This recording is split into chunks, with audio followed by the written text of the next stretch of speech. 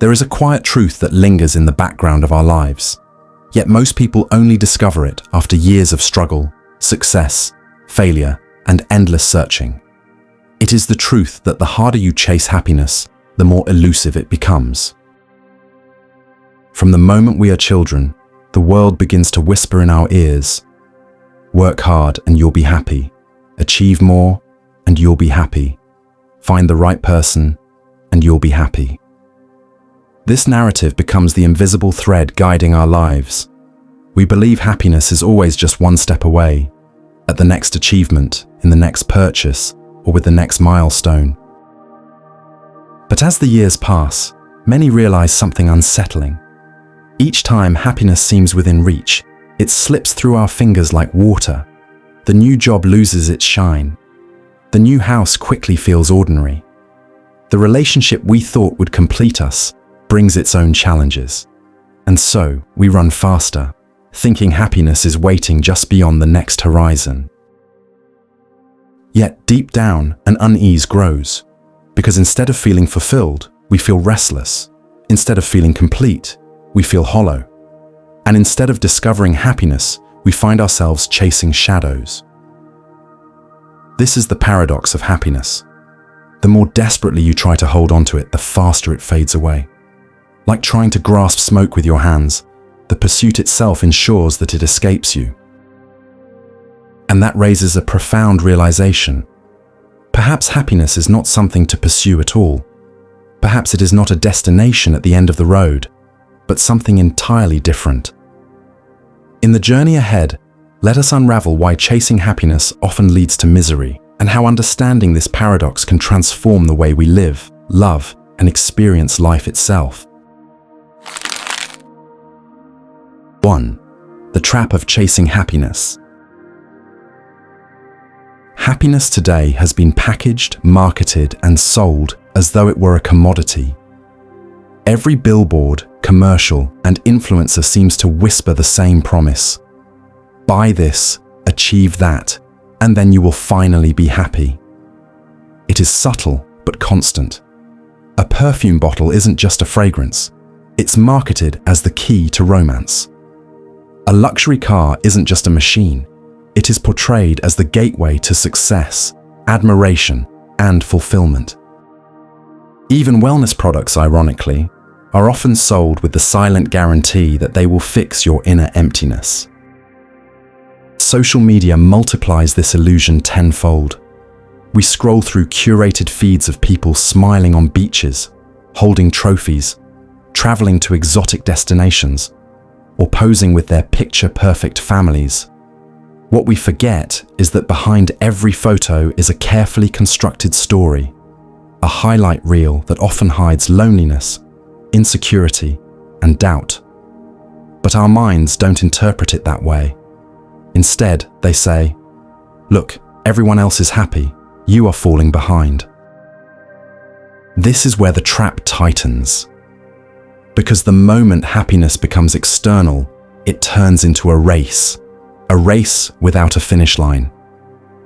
You look at what others have, and suddenly your own life feels insufficient. You tell yourself, "I'll be happy when I get there, when I achieve this, when I finally become that." And yet, each time you arrive at that imagined destination, the finish line moves forward. Psychologists call this cycle the hedonic treadmill, the relentless return to a baseline of happiness no matter how high you climb. You land your dream job, and for a moment, you feel euphoric. But soon, the novelty wears off, and the stress, the routine, the expectations creep in. You buy a new home, and at first it feels like paradise, but after a while, it becomes just another place where daily life unfolds.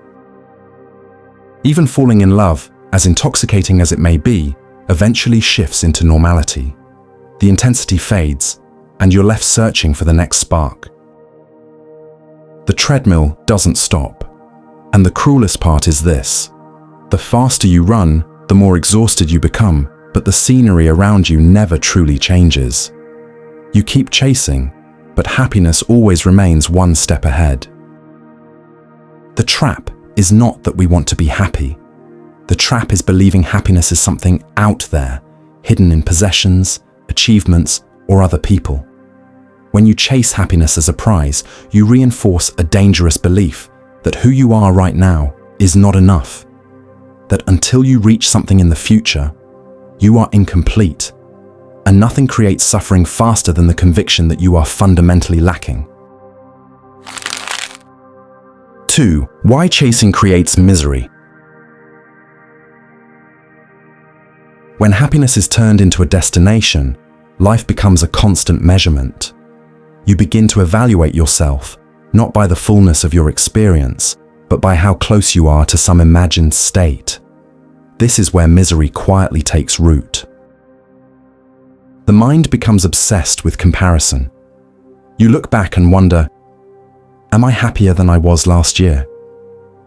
You look around and ask, am I happier than my friends, my neighbors, my co-workers? And every time the answer feels uncertain, you feel cheated, as though life owes you more than it is giving. This self-monitoring turns into a cycle of dissatisfaction, because the moment you think you should be happier, you immediately create the feeling that you are not. You create a gap between reality and expectation, and in that gap, unhappiness thrives. Pleasure operates the same way. At first, it feels intoxicating, but the more you consume, the less it satisfies. A single piece of chocolate tastes divine. Eat the whole box, and suddenly it makes you sick. The same is true with money, fame, or recognition. The first taste excites you, but overindulgence breeds emptiness.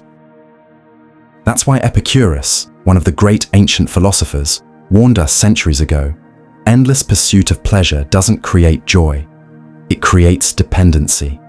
True happiness, he argued, is not in excess, but in simplicity.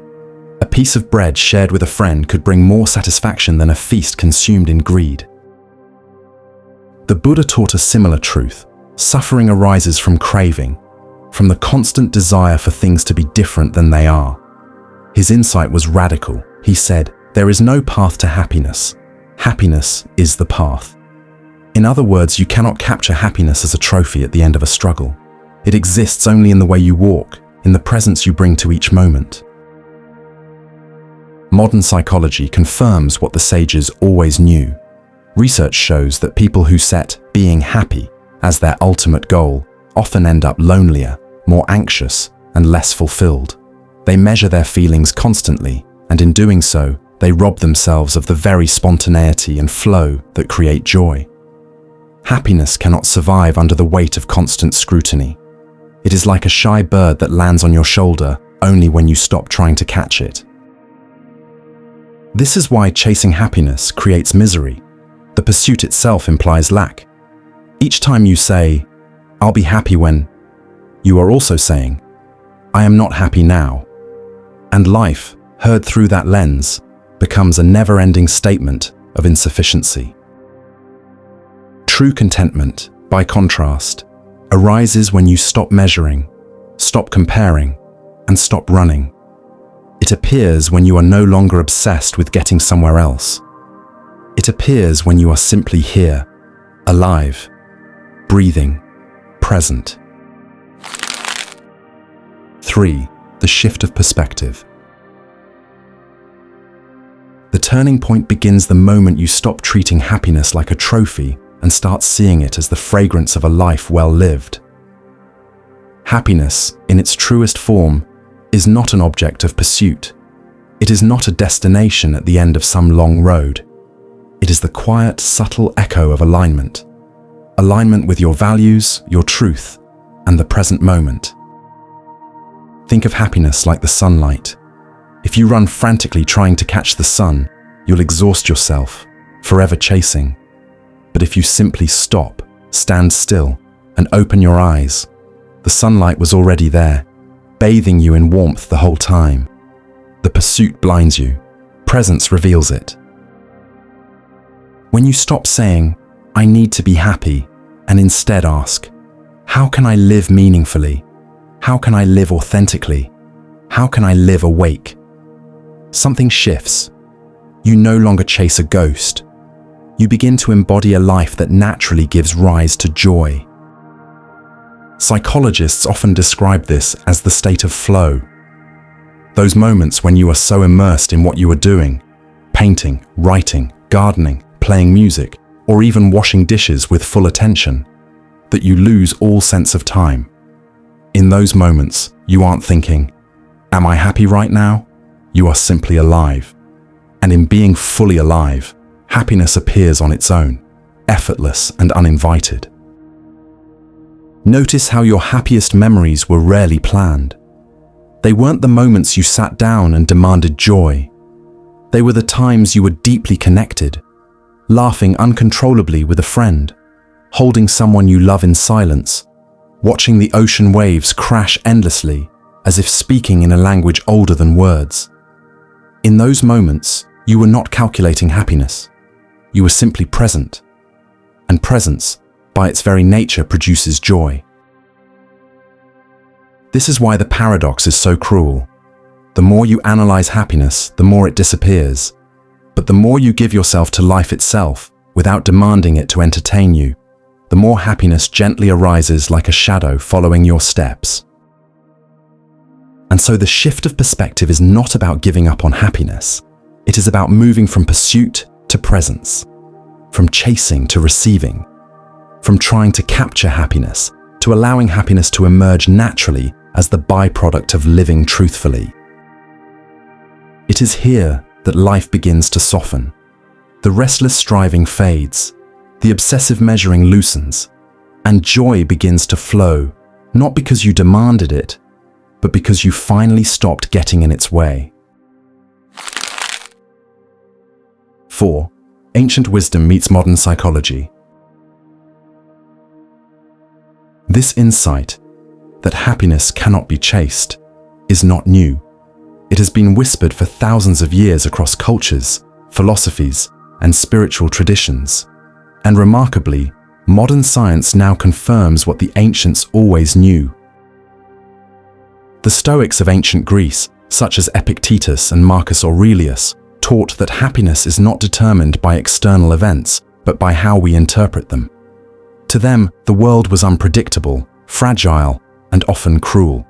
And yet, they believed freedom could be found in mastering one's own mind. As Marcus Aurelius wrote in his Meditations, "Very little is needed to make a happy life. It is all within yourself, in your way of thinking." Centuries later, in the East, Zen masters express the same truth through simplicity. A Zen monk might spend an entire lifetime refining the art of drinking tea or arranging flowers, not because the act itself is extraordinary, but because in doing it with complete awareness, the ordinary becomes sacred. To them, happiness was never somewhere else. It was hidden in the breath, the sound of rain, the way light falls across a wooden floor. And then there is Viktor Frankl, the psychiatrist who endured the unimaginable suffering of Nazi concentration camps. Surrounded by death, starvation, and cruelty, Frankl discovered that those who survived were not necessarily the strongest, but those who found meaning, something beyond themselves to live for. He wrote, "Happiness cannot be pursued, it must ensue, and it only does so as the unintended side effect of one's personal dedication to a cause greater than oneself." If someone who walked through the darkest night of human history could say this, how much more should it awaken us in our relatively privileged lives? Modern psychology now echoes these ancient voices. The field of positive psychology, pioneered by Martin Seligman and others, has shown that chasing happiness directly often backfires. Studies reveal that people who set being happy as their goal end up feeling more anxious, lonelier, and less satisfied.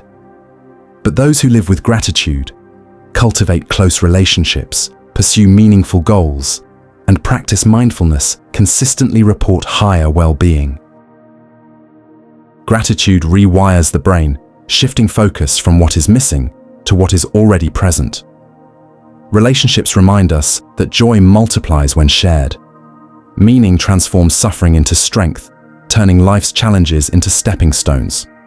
And mindfulness grounds us in the present, where happiness has always been waiting.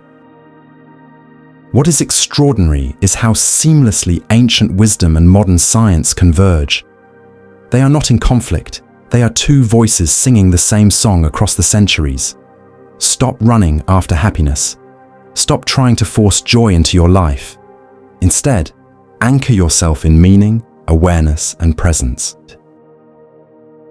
Because when you do, happiness comes to you, not as a possession, not as a permanent state, but as a companion, gentle, unexpected, unshakable.